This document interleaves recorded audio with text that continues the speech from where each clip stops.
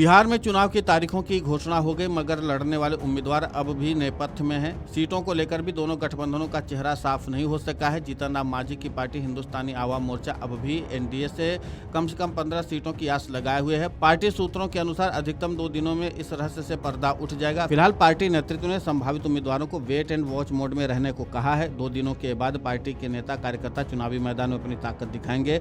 वहीं बिहार विधानसभा चुनाव की तारीखों के ऐलान पर केंद्रीय मंत्री जीतन राम मांझी ने कहा कि चुनाव आयोग ने बहुत बुद्धिमत्ता से 2 चरण की चुनाव की घोषणा की है। ज्यादा से ज्यादा चरण में चुनाव होने से बूथ लुटेरे लोगों को ज्यादा मौका मिलता था। कम चरण में बूथ लुटेरों का काम नहीं बनेगा। चुनाव अच्छे से होगा और बिहार में फिर से एनडीए की सरकार बनेगी।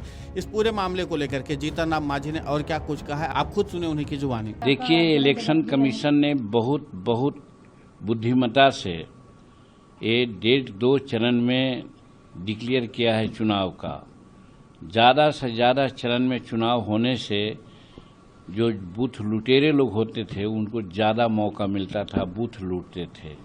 और कम चरण में बूथ लुटेरों को नहीं बनेगा काम, तो न्यूट्रल वोटिंग होगी और एसआईआर और हर तरह से जो कंप्लीट किया गया है बिहार में, हम समझते हैं कि बहुत पारदर्शिता के साथ चुनाव होना है। जैसा इलेक्शन चीफ कमिश्नर की बातें हमने सुनी है, और 2 चरण में जो चुनाव होगा बहुत ठीक ढंग से होगा।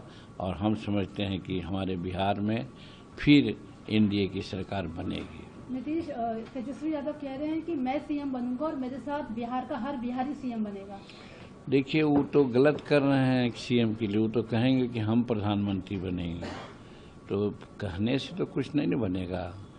आगे क्या आपने किया है, क्या आपका कर्तव्य रहा है, इसको भी देखना पड़ेगा।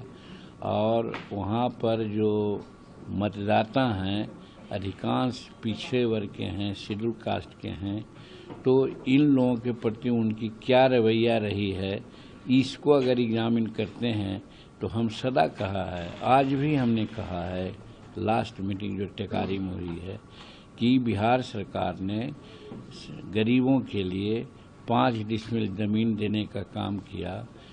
1 एकड़ ज़मीन उनको खेती करने के लिए दिया, चाहे सीलिंग से दिया हो, चाहे भूदान से दिया हो, चाहे बिहार सरकार की ज़मीन दिया है।